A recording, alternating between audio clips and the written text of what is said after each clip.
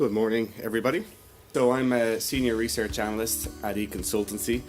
I've been there for just over a year now, and before that I worked at a university in Dublin for about 5 years, where I kind of had a semi-academic role. So we used to work with industry partners. So I project managed about 100 applied digital marketing research projects. So I kind of sit somewhere between research and consulting. So working at eConsultancy has been a good fit for me. So today I'm going to talk you through some recent trends that we've observed at eConsultancy. But before I go through some of those things, I'd like you to think about something. So we believe at eConsultancy that marketing is the distinguishing function of any business, whether it's above the line, below the line, whatever it is. Our customers aren't really interested. And being from a business school background, I think there's a couple of insights from Michael Porter. And these insights are about 50 years old. They're not new, but they're quite meaningful today. And one of them is that businesses have two and only two functions, and that's innovation and marketing. So innovation in the product or service that we sell, creating something that somebody will buy from us, and then finding a way to position that product and make it available to the people that want to buy it from us.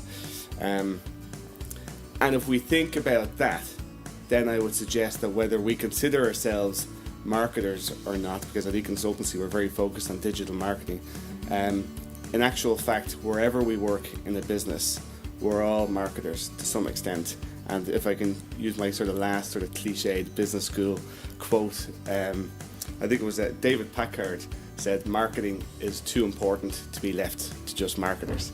And that's not a disparaging thing on marketers, but it does suggest that from a commercial point of view, and particularly nowadays, and we'll see as we go through this presentation, marketing shouldn't just be a function completely on its own that operates completely separate from product, customer service, and the rest of the business.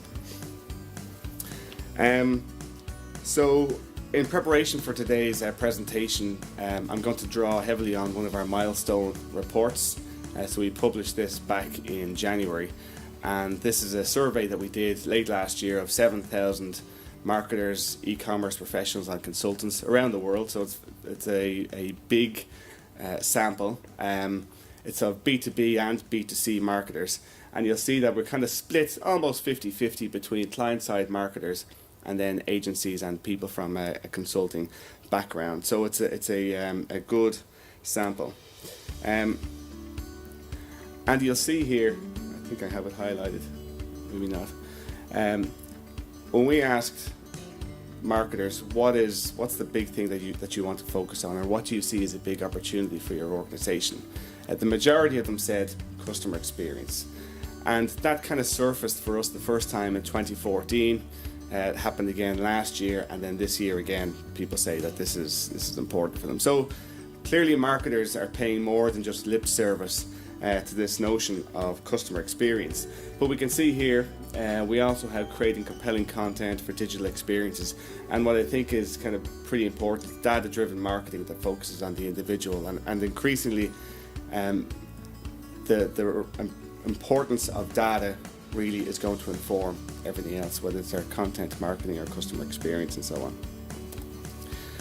on.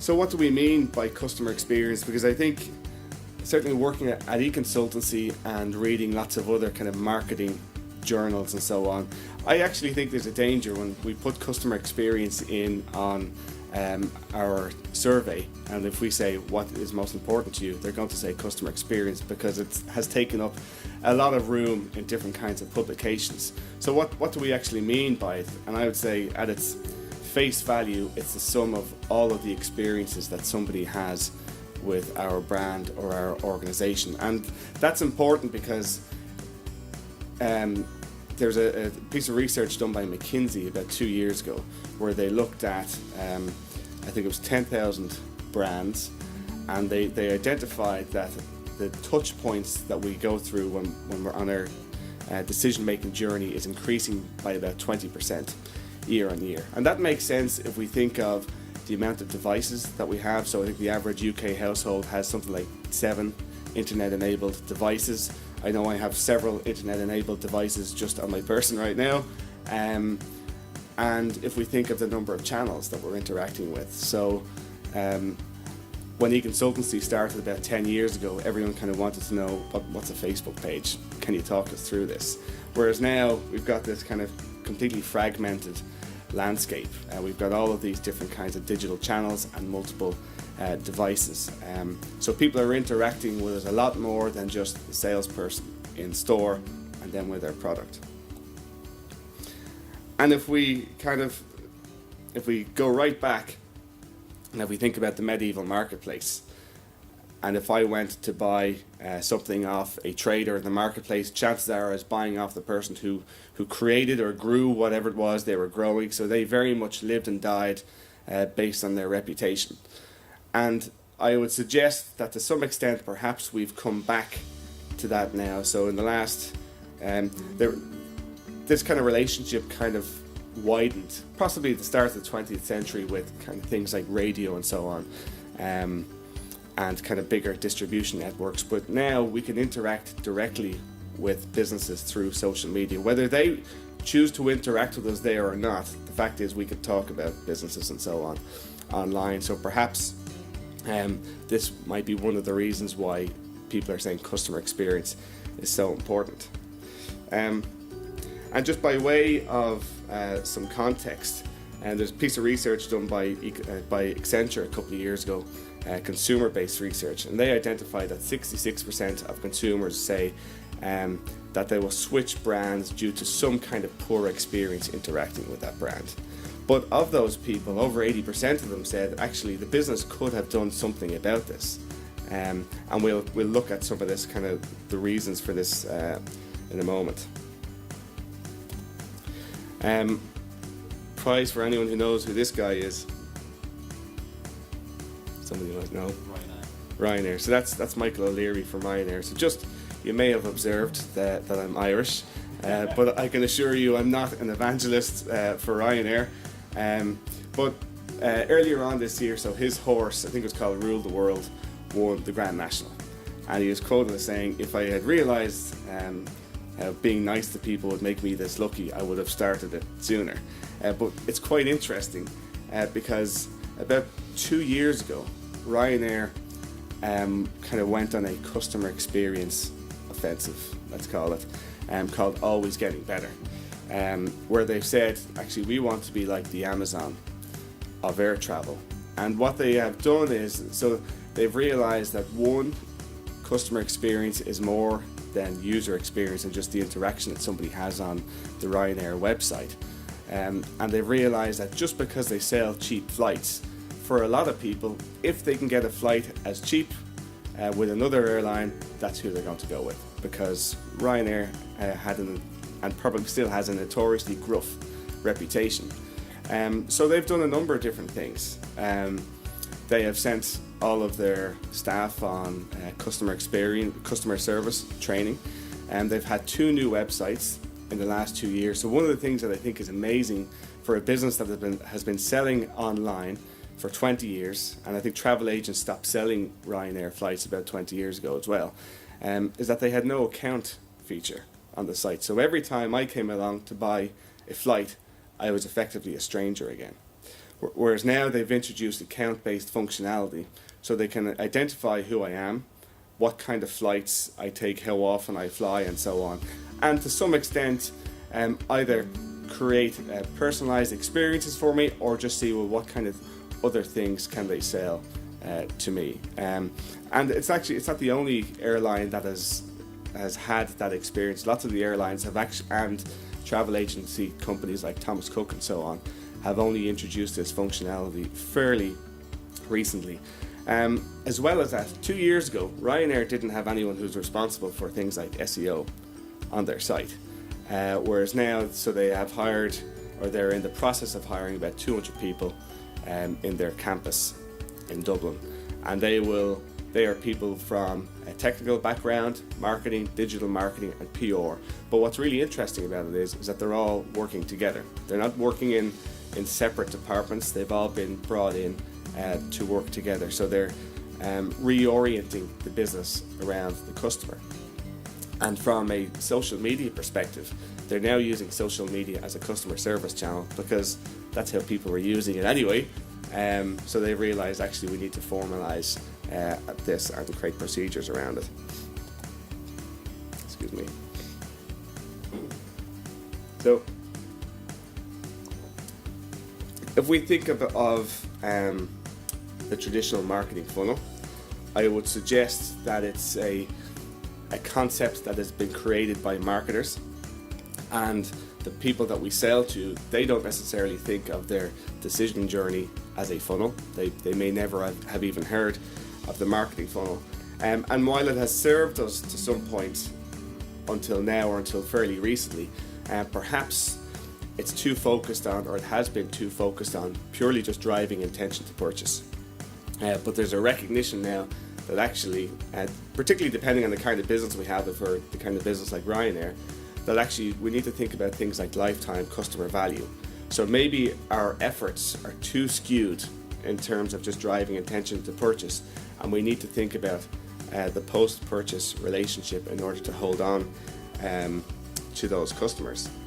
And as online has kind of blurred the lines between kind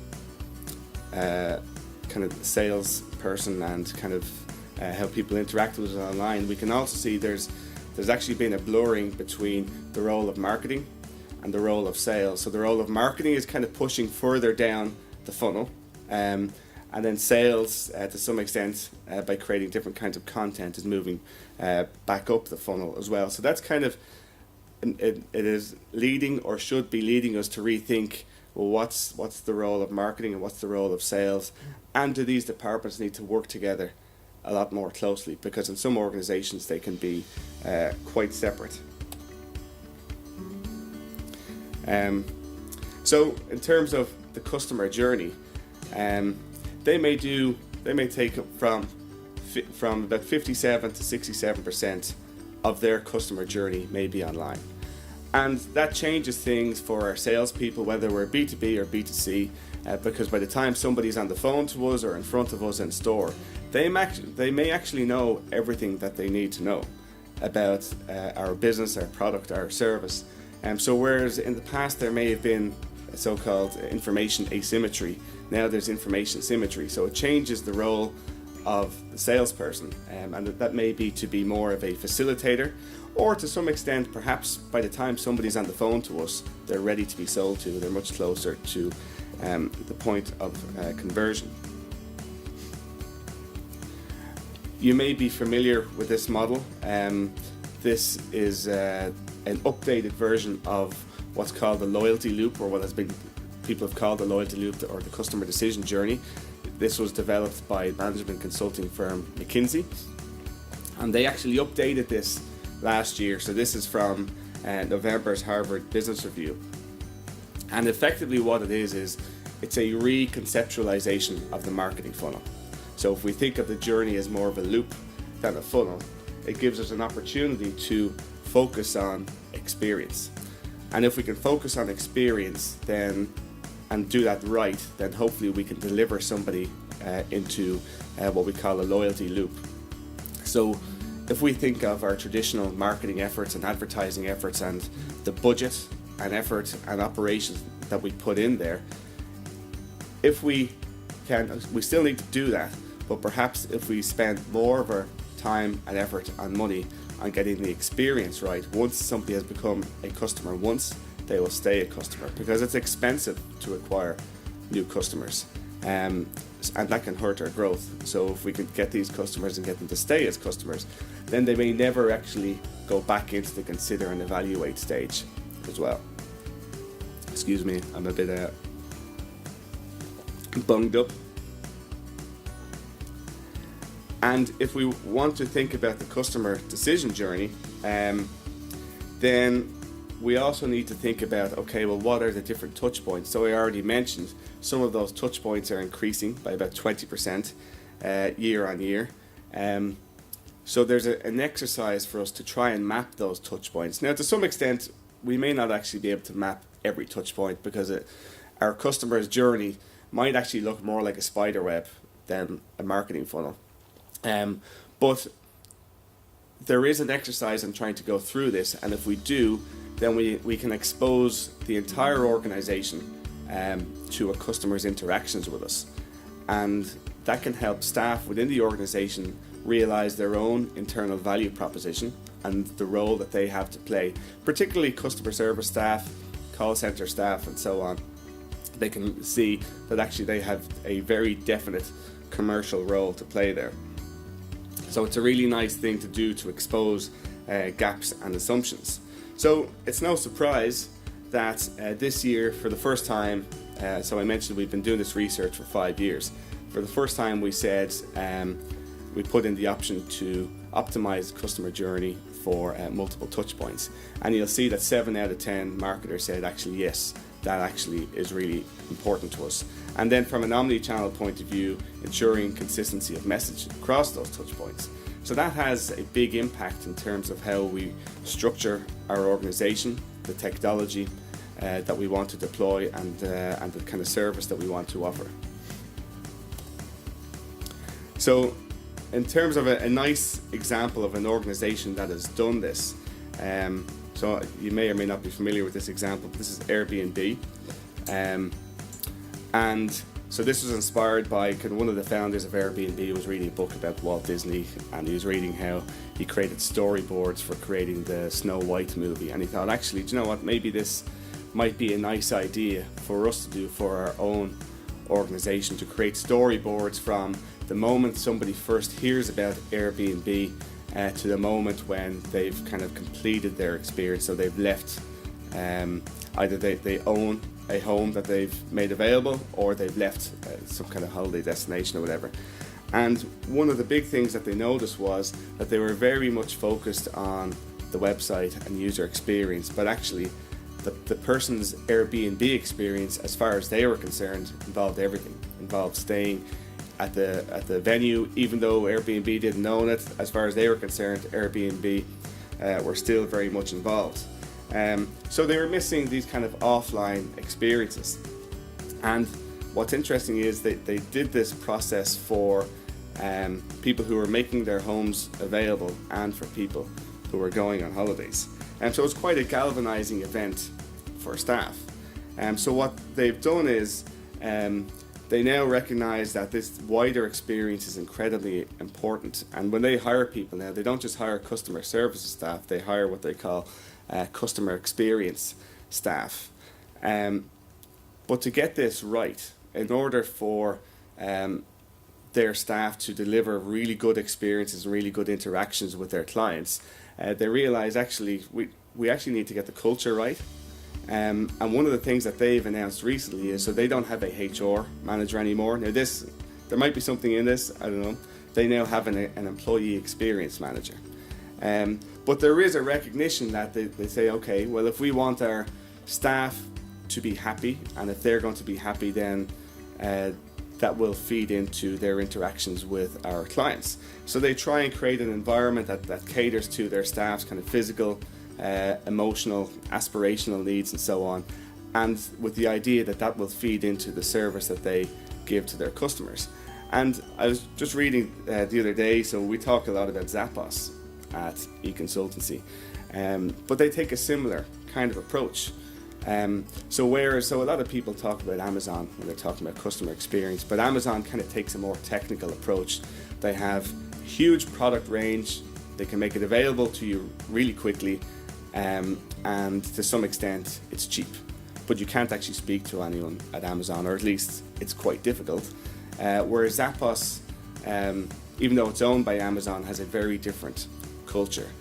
And they've kind of said, and kind of going back to our loyalty loop and kind of focusing on experience, they've said, well, actually, let's take the budget that we spend on advertising and spend it on experience and spend it on our call center staff and so on, because they say, well, actually, every one of our customers, chances are at some point in time in their lifetime as a customer, they're going to ring us once. So we have an opportunity to build that brand experience kind of one call at a time. So they don't focus on things like average kind of call handler times and so on, and their staff don't have scripts either. So they have the opportunity to have more personalized interactions with people. Now that might mean that if an old dear rings up and wants to stay on the phone for 5 hours, they'll do that, but they, at the same time, they can see a positive return there. Another interesting thing actually about Zappos is, and excuse me if this is stuff that you know, but every one of their staff members goes on 5 weeks worth of training, and as part of that they do 2 weeks on the phone.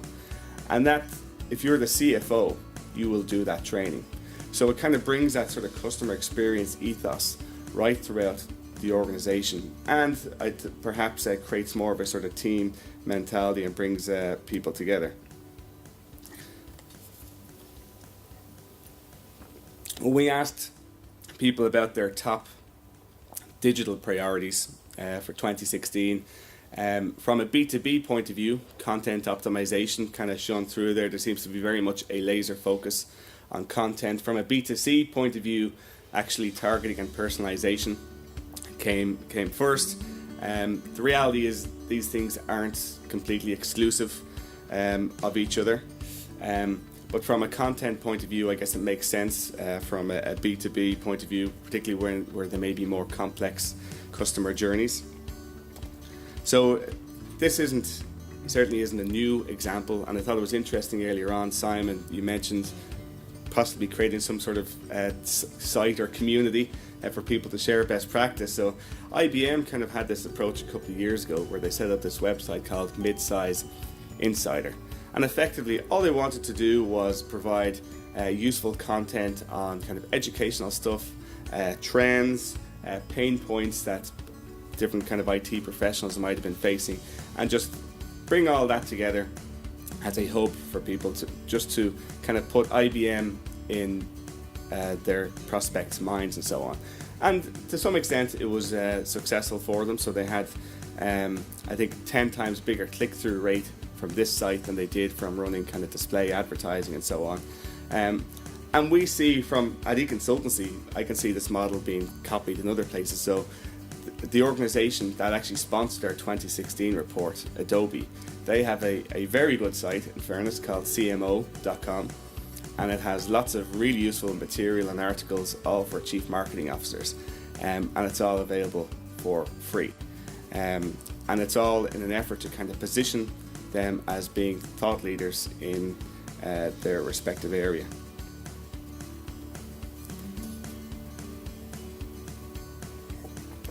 And in continuing the theme of content, from a B2C point of view, this is kind of something that we know, but our audiences are incredibly agile nowadays. So they've had an ability to publish for the last 20 years, particularly with social media and so on. But now we're seeing the rise of these different kinds of review engines where their thoughts are now curated and scored. So it's not just that somebody writes something on Facebook and their 200 friends can see their comments, or something disappears on a Twitter feed. Actually, this stuff is now being curated. So one of these review engines would be Trustpilot. Again, it's not something I'm not an evangelist for, and I know that there are issues with Trustpilot, but this is a business that has been in existence since around 2007. They've received a lot of funding recently. They've got offices all over the world, and they're getting something like 500,000 reviews a month up on the site, and I think they now have a total of something like 16 million reviews. So an organization that we find quite interesting from a customer experience and a kind of transformation point of view is AO.com. So it's a business that sells white goods, fridges and washing machines and so on, purely online. They started off selling on behalf of organizations like Boots and B&Q. It's now a standalone business. I understand they have turnover of something like £290 million. And what's interesting is they've got a very strong voice of customer program, and there are about 60,000 reviews of AO.com on Trustpilot, and they have a very high score there, so a score of 9.6, which is really good. It's a really nice trust signal. So what they're now doing is they are now using that on the front end of their website they will say this is their Trustpilot score. And I've noticed certainly on the tube in London there are lots of businesses now that have their poster on the tube, but they'll also have their score. They'll say this is our Trustpilot score, or if they're like one of the other review engines might be FIFO, this is their FIFO score, and so on. Because that's important, because we know that word of mouth, even though it's from strangers, is incredibly important, and there's research that shows that word of mouth is actually even more important than price in influencing a decision to buy something. So from an AO.com and their kind of strong customer experience, it's a business that even though it sells online, it's not just an online business. They very much put the customer at the center of everything that they do. So we mentioned their strong voice of customer program. They've got a very strong customer service program that's supported by very clear, well mapped out internal processes. They've got a well optimized user experience across multiple devices. But they also have things like they own their own delivery. They look after their own delivery. They don't hire a third-party company. So that gives them the opportunity to say to their customers, okay, so you bought a fridge off us and it's going to be delivered tomorrow. When would you like it delivered? And customers have the opportunity to pick 3 or 4 times or periods of time during the day. So you don't need to sit at home all day, not go into work, take a day's holidays or whatever, waiting on the fridge to arrive that may not actually arrive. And that's good. And then the person that comes and delivers the fridge or the washing machine or whatever it is, they have received training on basic maintenance, setup and so on, so they can support that customer in installing the washing machine, telling them how to use it, because maybe it's just me, I don't know, being a man or whatever, but there's a massive learning curve for me in using the washing machine. But they also have things like price match promise on their site, things to keep people there on their site and not go anywhere else to their competitors and so on. A really good thing they have, so we mentioned kind of customer service and frontline staff. Their staff are empowered to make decisions. Again, they don't have to follow specific scripts. So I know of one case where somebody didn't have a new cooker delivered, and it was a family that had kids. For whatever reason, it wasn't delivered this day. So AO.com said, well, do you know what? We will get pizza or whatever delivered to you because we know you're not in a position to prepare dinner this evening. So the nice things like that create very positive sentiment and emotion towards the brand. So we mentioned negative reviews. They can certainly tarnish our reputation, particularly when they're curated in this kind of way, and effectively turn away business from our organisation. So we already mentioned Ryanair, and if people had a choice to go with another carrier, they would. So they recognise that now, and they recognise as successful as they were, there's an opportunity for them to be even more successful. ASOS, really interesting one. Actually, they're doing quite poorly. One of the things I noticed about ASOS in reviewing lots of the reviews that have been left there, we mentioned customer service and people who would be willing to give a brand another try, only for the poor customer service. So a lot of the reviews for ASOS here are actually by people who have tried to rectify the situation. So they bought something that was probably inaccurately sized, torn, tarnished, whatever it was, and they tried to solve that issue by contacting ASOS, and they couldn't do it. And it was only at that point then that they go and leave their negative review. So it shows there's a real importance there in our kind of front of house staff, wherever they may be, to be trained and empowered to deal with our customers appropriately. So we mentioned personalization.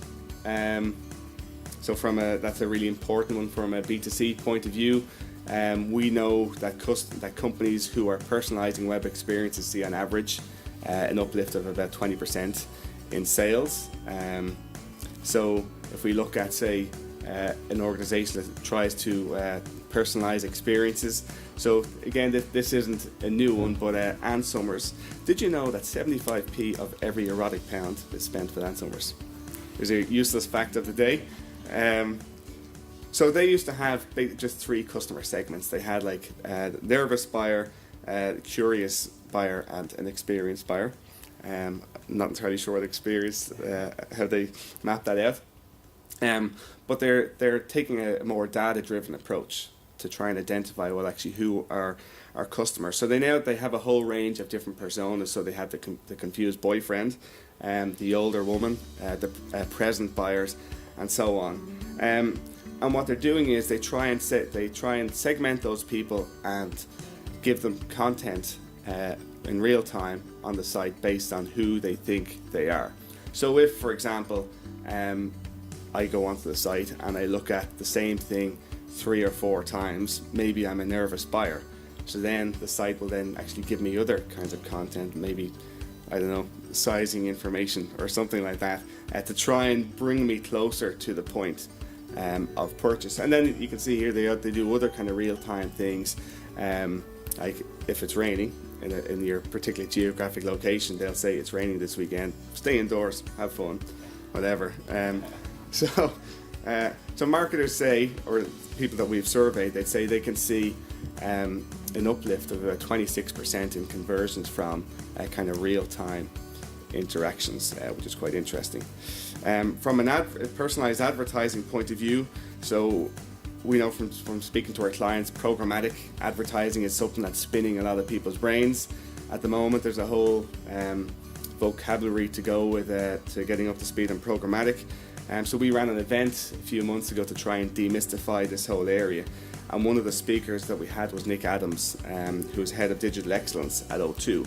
And he was telling us about a TV campaign that they ran. And what they did with the video from the TV campaign was they created 1,000 different iterations of that video campaign that they targeted to people on their mobile devices based on who they were, where they were, and so these were people who would have been customers and so on. And so they said, okay, Sean, you have an iPhone 5. We know you're due to renew your subscription or your contract with us in a month's time. Here's the offer that we're going to give you. You can upgrade to an iPhone 6. Here's the price. We know where you are, so here's the local store, and so on, all within this video. So quite personalized ads. And they saw a click-through rate of something like 128% for that. So that's quite an effective thing for them to do in terms of personalized advertising. To do that, though, from an operational point of view, in terms of talking about digital transformation, they needed to get different kind of silos to work together to be able to surface the data to target people in that kind of personalized way and kind of develop internal competencies to be able to run this kind of campaign. From a social media point of view, so we mentioned ASOS, but they're doing things like they have kind of personal stylists that you can interact with on Twitter. So I did an experiment where I bought shoes for my wife, and I went on and I said, can you recommend a dress that would go with these shoes? And they were able to follow me from social media onto the website, where I was able to chat with somebody at the website, and they were able to recommend different kind of dresses that would go with those shoes. That's a nice approach to personalization. We mentioned the number of devices that people have per household. People are spending more time now since last year on their mobile than desktop. In Q3 last year, mobile represented 45% of all online sales. But what does this mean for us as kind of marketers, or if we think of ourselves as marketers? Well, I would suggest there's probably either never been a better time to be a marketer or a worse time, because it's quite complicated for us. So we mentioned the number of devices and channels and so on. But then the time and the attention and the trust that the people that we're trying to target, that they have to give to us, is a lot less now than it was 50 years ago, because they're exposed to so many different kinds of marketing messages and so on. So if we want to focus on customer experience, if we want to focus on customer journey, then it's logical that we should have a single customer view. But we found that actually only about a third of the people that we surveyed say that they have a single customer view. And I would suggest that the real number may actually be a bit less than that, because this is a self-reported metric. And then if we drill down deeper into the customer journey, only 17% say that actually they can track a customer on their journey across devices and channels and so on.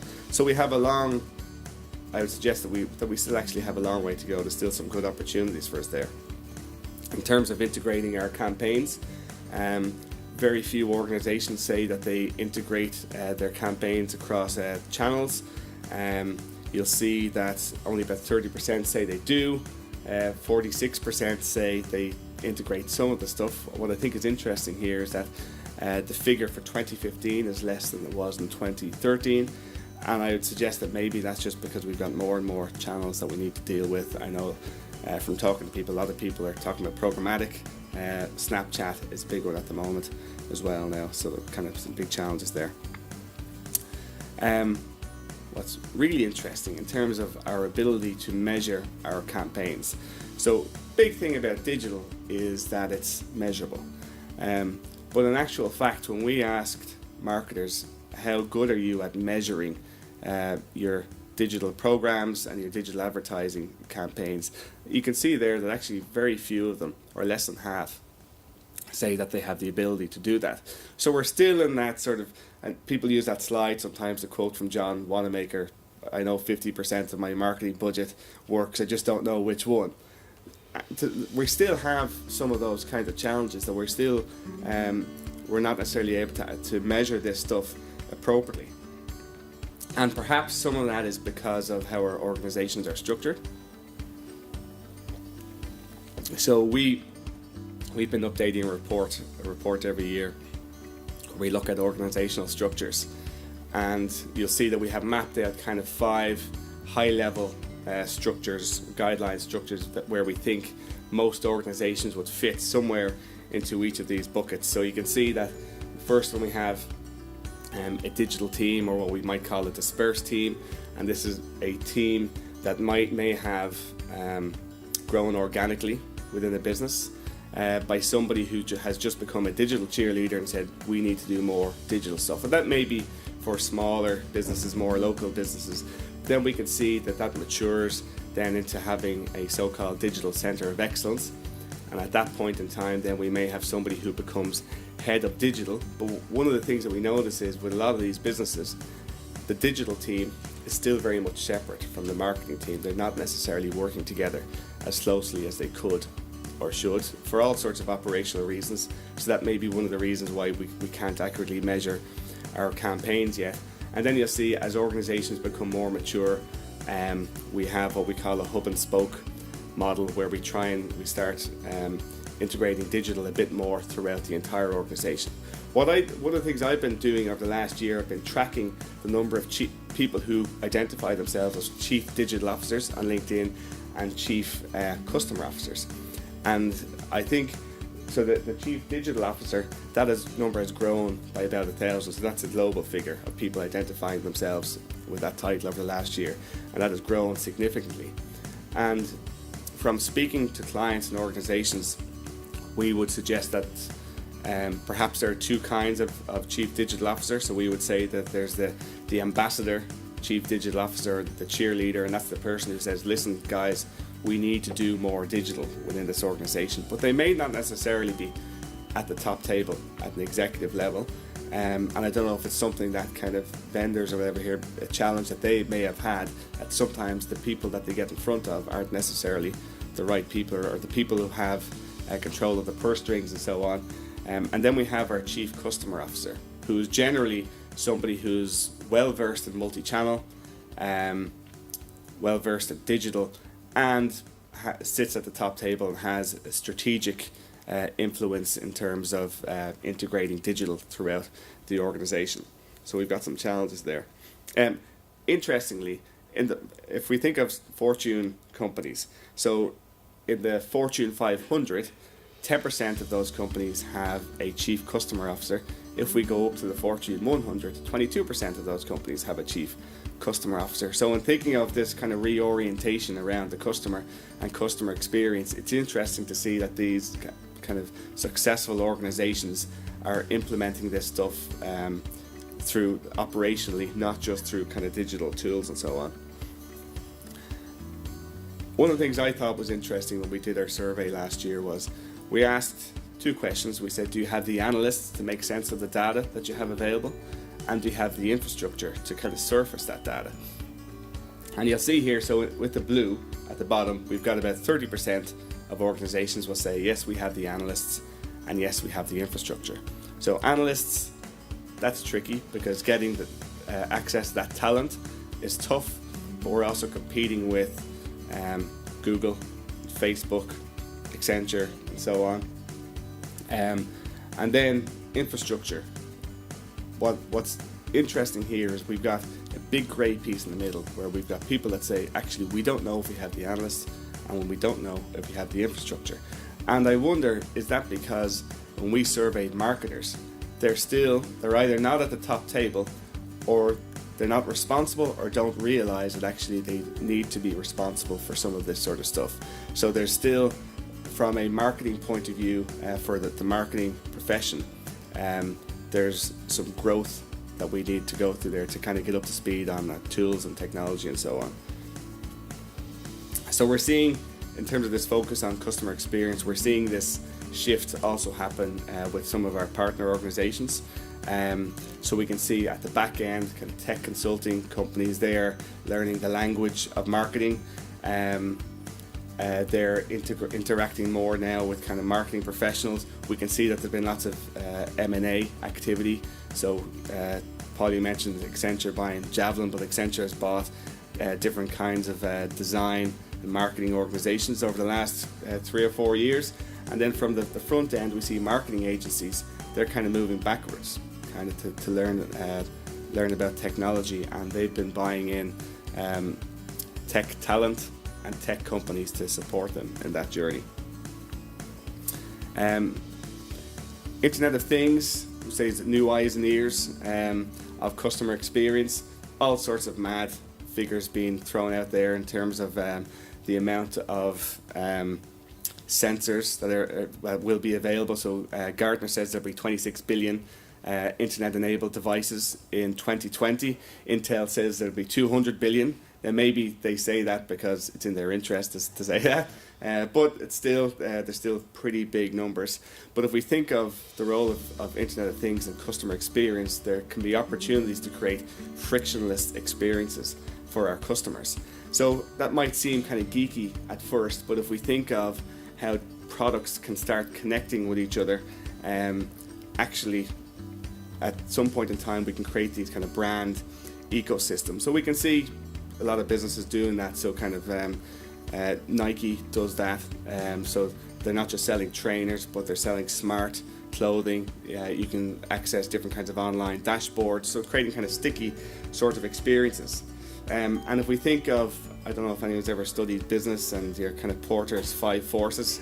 If you think of things like, so bargaining power of buyers, bargaining power of suppliers, threat of new entrants, the Internet of Things kind of changes, or has there's a threat that it could seriously change different kinds of industry structures. So if we think of the most obvious one that we know of is Uber.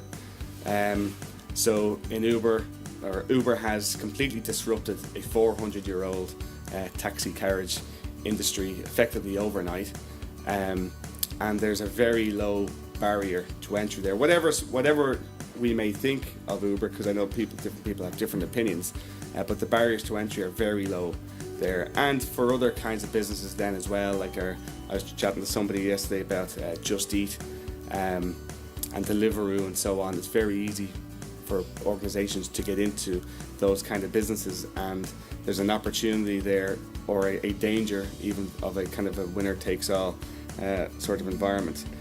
Also in terms of threat of substitutes, talking about kind of autonomous vehicles. So if we think of like the insurance industry, autonomous vehicles could change things for motor insurers, or even things like, so in London, I live in London, I don't have a car, but there's a Zip car around the corner and I can use that pay as I go, so I don't need to buy a car. So we need to think about those kinds of things. Who knows who this or what this is? Yeah, can you remember its name? That's HAL, yeah. Heuristically Programmed Algorithmic Computer, what it stands for apparently. So Arthur C. Clarke. Who Holly. And what's Holly's greeting? All right, dudes. And you know this one, Jarvis from Iron Man. Just a rather very intelligent system. So this is all fictional stuff, but the reality is that the opportunity of bots and automation exists. It just might not be evenly distributed at the moment. Facebook Messenger has gone from, I think, 200 million users to 900 million users in the last 2 years. And at the Facebook Developer Conference a few months ago, they said we're going to open out our artificial intelligence platform to programmers. So there's all sorts of brands who can now use Facebook Messenger to create different kinds of chatbots. So Taco Bell, for example, you can order a taco through the Taco Bell chatbot, which is powered by Messenger and Slack, I think it is. If you tell the bot that you're drunk, it will also serve you some water to help you get over your hangover or whatever. But there are other brands using it as well. So KLM is using chatbots to inform people on if they're in the airport, their gates and that sort of stuff. Still early days there in terms of use cases, but I suggest in terms of personalization, there's probably an opportunity there if we manage it correctly to be able to do personalization at scale.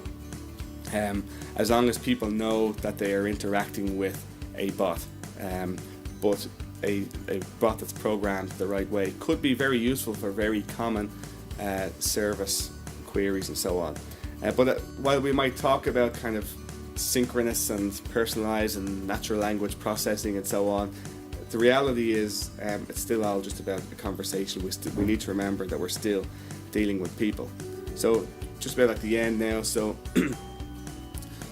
we asked marketers, said, okay, in terms of looking to the future, what is going to be a big opportunity for you? So while we talk a lot about data at the moment, a lot of us are still struggling with data for technology and probably more likely operational reasons. So I would suggest that marketers recognize actually in 5 years' time we will hopefully move from kind of testing and innovation to more kind of mastery. So that's why I think data shows up there as being a much bigger opportunity than customer experience, because the reality is one can't exist without the other.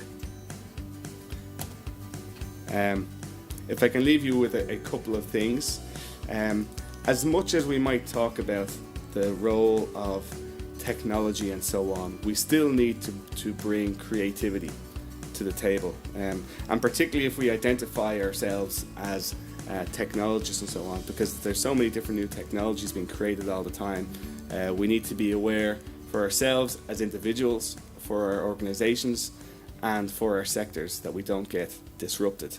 And I would suggest that while in the past we were rewarded for kind of left brain thinking, logical, sequential reasoning and so on, in the future we can bring a lot more value by thinking about design, creative thinking, storytelling, so-called symphonic thinking, by being able to identify relationships between different kinds of things and create useful solutions for our customers. And if there's one thing that we can remember, whatever we do with technology and whenever we talk about customer experience, we talk about customer experience, then we think about emotional connectivity. And as much as we all like to think that we're rational decision makers, so this guy Danny Kahneman, who's a psychologist and behavioral economist, you may be familiar with this, he won a Nobel Prize about 10 years ago, and he says that humans have two kinds of thinking. We've got rational thinking and emotional thinking, and while we think that we are rational thinkers, actually only about 5% of our decision making is rational. The rest of it actually is emotional. So in coming back to marketing and in coming back to customer experience and in coming back to data, we come full circle.